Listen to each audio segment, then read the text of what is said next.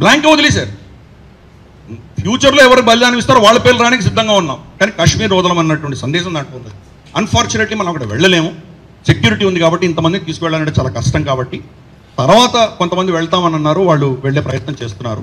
కానీ ఇది ఈ మహాక్షేత్రం కూడా మనకు శ్రీనగర్లో ఉన్నది మనం దర్శించుకోవట్లేదు. అలాగే పోఖ్రిబల్ మందిర్ అని చెప్పేసి, అమర్కోల్ అని చెప్పేసి ఇటువంటి చాలా మందిరాలు మనకు శ్రీనగర్లో ఉన్నాయి, అవన్నీ మనం వదిలేస్తున్నాము. అలాగే వచార్నాగ్ అనే ఒక మందిరం ఉన్నది, నీటి మట్టమై ఉంది. ఎన్నో శతాబ్దాలుగా శైవ గ్రంథాలు ఇక్కడే రాస్తారని, వాళ్ళ పంచాంగం ప్రతి సంవత్సరం ఇక్కడే రాస్తారని చెప్పి వాళ్ళు కాశ్మీరీ పండితుల చరిత్ర చెప్తున్నది.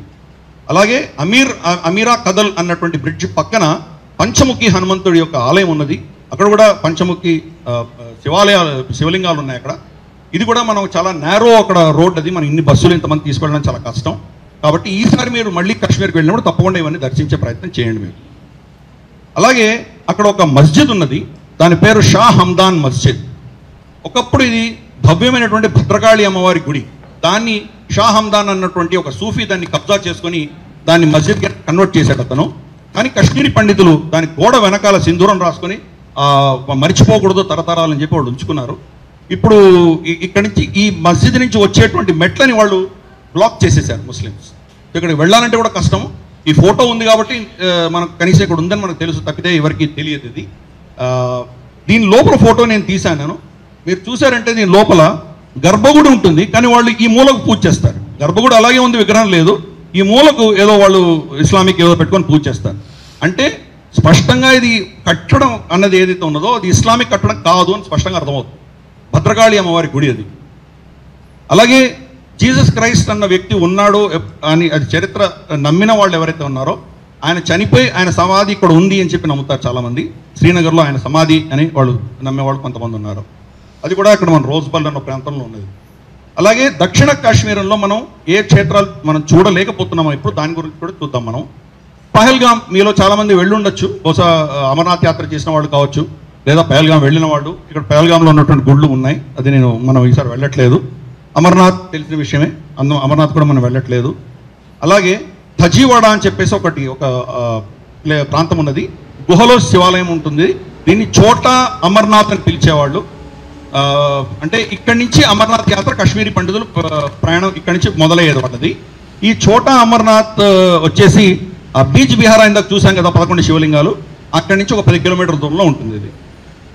అలాగే అవంతిపుర, ఇది మన హైవేకి దగ్గరగానే ఉంటుంది కానీ మనం చూడట్లేదు, శిథిలంలో ఉంది ఇది. అవంతీశ్వర స్వామి మందిరం ఉంది. అనంతనాగ్, ఈసారి మీరు కనుక కాశ్మీర్కి వెళ్ళినప్పుడు పహల్గాం వెళ్తే కనుక తప్పకుండా అనంతనాగ్ ఆలయం దర్శించుకోవచ్చు. అక్కడే దుర్గా దేవి బల్ మందిరము ఇవన్నీ కూడా అనంతనాగ్లో ఉన్నాయి. మనం ఇప్పుడు దానికి వెళ్ళట్లేదు. ఇందాక నేను చెప్పిన 3 ఖీర్ భవానీ మాత మందిర్లో 2 దర్శించుకుంటున్నాము. 3వది ఏది మనం దర్శించుకోవట్లేదో అది మన్స్గామ్ అన్నది ఖీర్ భవానీ మాతా మందిర్, ఇది మనం వెళ్ళట్లేదు, ఇది దక్షిణ కాశ్మీరంలో ఉన్నది ఇది. అలాగే అక్కడ కుల్గామ్ అన్న ఊరిలో, దేవ్సర్ అన్న ఊరిలో బాలా త్రిపుర సుందరి ఆలయము, అమ్మవారు న్యాచురల్గా చెట్టు రూపేణ ఆవిడ వచ్చింది. ఆవిడ ముఖ కవళికలన్నీ వృక్షంలో కనిపిస్తాయని చెప్పి కాశ్మీరీ పండితులు వృక్షానికే పూజ చేస్తారు. అది ధ్వంసం చేసి వెళ్ళిపోయారు, కానీ అమ్మవారు ఎలాగో దాన్ని కాపాడుకోగలిగారు వీళ్ళు. ఇప్పుడు దీన్ని మళ్ళీ పునర్నిర్మిస్తున్నారు. ఈయన వినోద్ పండిత్ అని మనకు ఇప్పుడు ఈ లాజిస్టిక్స్ అంతా చేస్తున్నది అతనే, మనకు అరేంజ్మెంట్స్ హోటల్ కావచ్చు, ట్రాన్స్పోర్ట్ కావచ్చు అన్నీ చేస్తున్నటువంటి అతనే. మీరందరూ అతన్ని కలవబోతున్నారు. సో వినోద్ పండిత్ వాళ్ళ టీం అంతా కూడా దీన్ని మళ్ళీ పునర్నిర్మించారు. అలాగే కాత్యాయని అమ్మవారి గుడి పాంబే అన్న ఊర్లో కుల్గాంలోనే ఉన్నది. 1992లో బాబ్రీ మస్జిద్ డిమాలిషన్ తర్వాత ముస్లిమ్స్ వచ్చి బుల్డోజర్ తీసుకొచ్చి ఈ ఆలయాన్ని మొత్తం వెనకాల వెళ్తున్నటువంటి వాగులోకి తోసేశారు. 12-13 సంవత్సరాల తర్వాత కాశ్మీరీ పండితులు వెళ్ళి మళ్ళీ అక్కడ ఉన్నటువంటి ఆ చెత్తలో వెతికితే అమ్మవారి శిల ఏమి చెక్కు చెదరకుండా వాళ్ళకి దొరికింది. ఆ శిలను మళ్ళీ పెట్టి ప్రతిష్ఠించి కొత్తగా గుడి కట్టి విగ్రహాలు పెట్టుకొని ఇక్కడ పూజ చేస్తున్నారు ప్రస్తుతానికి. మహాక్షేత్రం ఇది కూడాను దక్షిణ కాశ్మీర్లో. అలాగే కౌసర్నాగ్ యాత్ర అని చెప్పేసి ఈ మనకు చెప్పాను కదా, ప్రకృతిని ఆరాధిస్తారు, ఇక్కడికి వెళ్తారు వాళ్ళు. మన కాశ్మీరీ పండితులు ప్రతి సంవత్సరం వెళ్తారు. అక్కడ కూడా మస్జిద్ కట్టేయడం ప్రయత్నాలు జరుగుతున్నాయి. ఎందుకు? మనం వెళ్ళట్లేదు కాబట్టి. ఇందాక మనం అనుకున్నాం కదా, కాశ్మీర్ చెదలబట్టడానికి కారణం ఎవరంటే మనమే. మన క్షేత్రాలకు మనం వెళ్ళకపోవడం వల్లనే చెదలబడుతుంది. మనం వెళ్ళడం మొదలు పెడితే మన కాశ్మీర్ మనదవుతుంది. అలాగే కోకర్ నాగ్ అని చెప్పేసి ఒక ప్రాంతం ఉన్నది. దీని దగ్గరలోనే బుర్హాన్ వానీ ఎన్కౌంటర్ కూడా జరిగింది. అక్కడ ఒక అద్భుతమైనటువంటి ఒక గార్డెన్ ఉన్నది, తోట ఉన్నది. ఆ తోటలో వస్తున్నటువంటి నీళ్లు భృంగి తీర్థ్ అని పిలుస్తారు. మనకు తెలుసు శృంగి భృంగి మనకు శివుడి ప్రమదగణాల్లో ఉన్నటువంటి వ్యక్తులు. సో భృంగి తీర్థం అన్నది ఉన్నది. గుడి ఆఫ్ కోర్స్ ఇప్పుడు లేదు, అక్కడ పర్యాటకులు వస్తారు, చాలా అద్భుతమైనటువంటి ఇదంతా ఉన్నది, దర్శించుకోవచ్చు తప్పకుండా. ఆ నీరు ఆరోగ్యానికి చాలా మంచిది అని వాళ్ళు కూడా నమ్ముతారు. బాటిల్స్ పట్టుకొని ఇంటికి కూడా తీసుకువెళ్తుంటారు వాళ్ళు. ఇది కూడా దర్శించుకునే ప్రయత్నం తర్వాత చేయండి మీరు. అలాగే అక్కడ ఉన్నటువంటి ధ్వంసమైనటువంటి ఆలయాలు కొన్ని ఉన్నాయి. మనకు సగం అన్నటువంటి ప్రాంతము, అలాగే అకింగం, అలాగే సగం, అక్కడ దేవి మందిర్ ఒకటి, ఇవన్నీ కూడా ధ్వంసం అయిపోయి ఉన్నాయి. మళ్ళీ పునర్నిర్మించే కార్యక్రమం కాశ్మీర్ పండితులు చేస్తున్నారు. ఉత్తర కాశ్మీర్లో మనం చూడనటువంటి ప్రాంతాలు ఏమంటే గుల్మర్గ్ వెళ్ళక్కర్లేదు, మన పర్యటన స్థలం. అక్కడ కూడా ఒక శివ మందిరం ఉన్నది. ఈ మందిరం దగ్గరే మన రాజేష్ ఖన్నా, ముంతాజ్ ఇద్దరు పాట జై జై శివ శంకర్ ఇక్కడే షూట్ చేశారు. అది సరే, అది మనం ఈసారి మనం టూరిస్టుగా వెళ్ళట్లేదు కాబట్టి, యాత్రికులుగా వెళ్తున్నాం కాబట్టి ఇది మనం కవర్ చేయట్లేదు. ఇంట్రెస్ట్ ఉన్న వాళ్ళు తర్వాత వెళ్ళవచ్చు.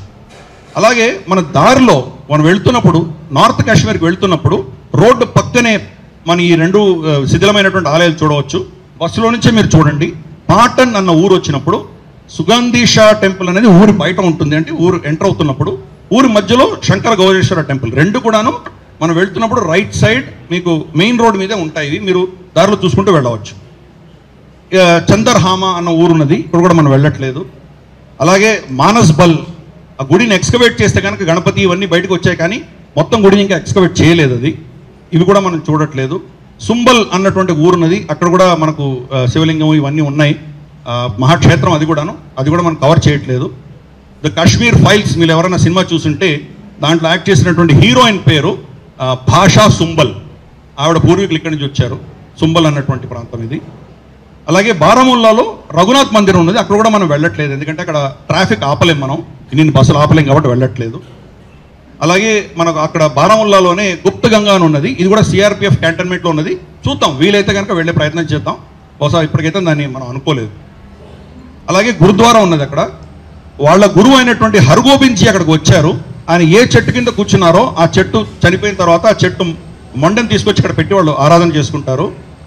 ఆయన వాడుకున్నటువంటి నీళ్ల బావి కూడా అక్కడ ఉంటుంది. ఇది ఏకముఖి శివలింగం ఎదురుగా ఉన్నటువంటి గురుద్వారా ఇది. అలాగే ఊడి దగ్గరికి వెళ్తుంటే కనుక మనకి ఇంకా చాలా ఆలయాలు ఉన్నాయి. దత్తా మందిర్ అని చెప్పేసి, బునియారి అని చెప్పేసి, ఇవన్నీ చాలా ఉన్నాయి. అలాగే ఊడి దగ్గరికి వెళ్తే కనుక, ఊడి అన్నది మనకు తెలుసు లైన్ ఆఫ్ కంట్రోల్లో ఉంటుంది. ఊడి మీద దాడి జరిగిన తర్వాత మనం సర్జికల్ స్ట్రైక్స్ కూడా చేశాం మనము. ఆ ఊర్లో పాండవ మందిరం ఒకటి ఉంది, పాండవ మందిర్ అని ఒకటి ఉన్నది. పాండవులు వచ్చారని చెప్పి వాళ్ళు నమ్ముతారు.